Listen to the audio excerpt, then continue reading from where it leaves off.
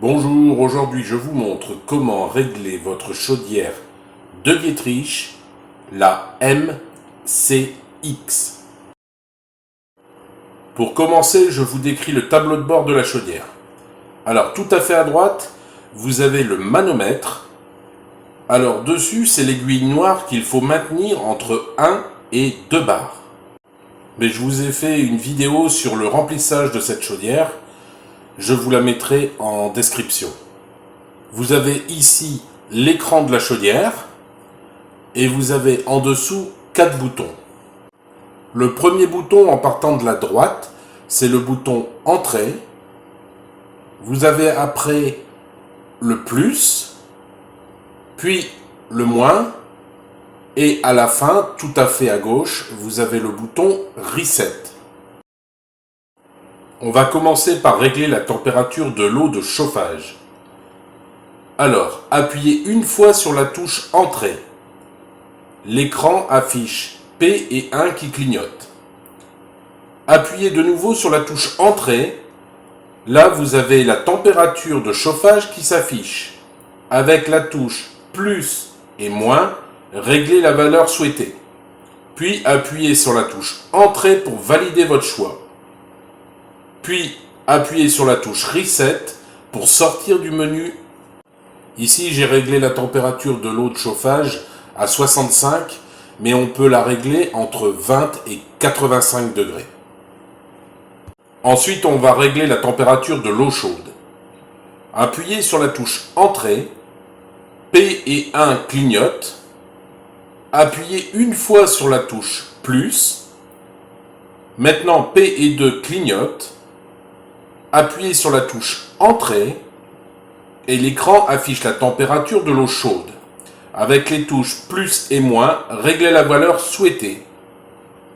Puis validez avec la touche Entrée. Et toujours pour sortir des réglages, appuyez sur la touche Reset.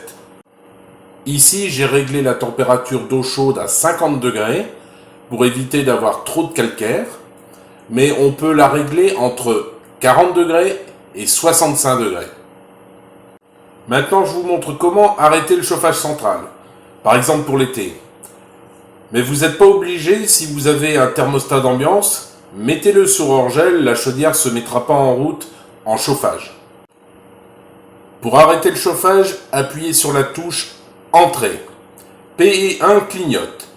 Puis, vous appuyez 2 fois sur la touche Plus. P et 3 clignotent. Appuyez sur la touche Entrée. Alors là, vous avez une valeur qui s'affiche. Cette valeur, vous pouvez la modifier avec la touche plus et moins. Si vous mettez 0 et que vous validez, vous n'aurez plus de chauffage et plus d'eau chaude.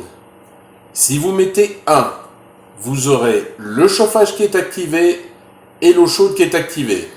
Si vous mettez 2, vous avez le chauffage qui est activé, mais vous n'avez plus d'eau chaude.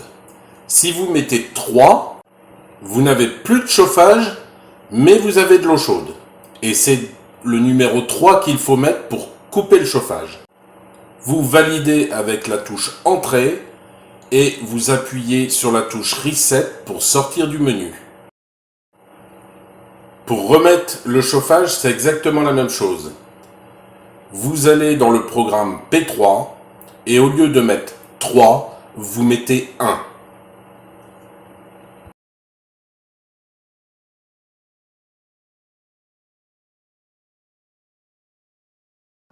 Maintenant, on va voir le programme P4. Cette fonction permet en été, lorsque le chauffage central est arrêté, de maintenir la chaudière en température pour obtenir de l'eau chaude rapidement. Avec la touche plus et moins, vous venez sélectionner 0 qui est le mode confort. Donc la chaudière est maintenue en température et permet d'avoir de l'eau chaude sanitaire rapidement. Ou si vous choisissez le mode 1 qui est le mode économie, la chaudière n'est plus maintenue en température, il faut attendre un peu avant d'obtenir de l'eau chaude. Si vous choisissez 2, et si vous avez un thermostat programmable de Dietrich qui est raccordé, la chaudière est maintenue en température en journée, et la température de la chaudière est abaissée en nuit. Ici, j'ai validé avec la touche Entrée la fonction 2 parce que la personne avait un thermostat d'ambiance de Dietrich. Et toujours pour sortir du menu, appuyez sur Reset. Après le programme P4, il existe encore deux programmes. P5 où il ne faut pas le modifier. Et enfin le mode P6 qui permet de modifier l'affichage de l'écran. Si vous mettez 0, l'écran restera éteint. Si vous mettez 1, l'écran restera allumé. Si vous mettez 2, l'écran s'éteindra automatiquement après 3 minutes. Je vous conseille de mettre la fonction 2, que l'écran s'éteint automatiquement après 3 minutes. De toute manière, si vous avez l'écran qui est éteint et que vous voulez voir ce que la chaudière affiche, il vous suffit juste d'appuyer sur la touche Entrée. Voilà, c'est tout pour aujourd'hui. Merci d'avoir regardé la vidéo jusqu'au bout. Vous pouvez regarder l'une de ces deux vidéos ou reprendre une vie normale.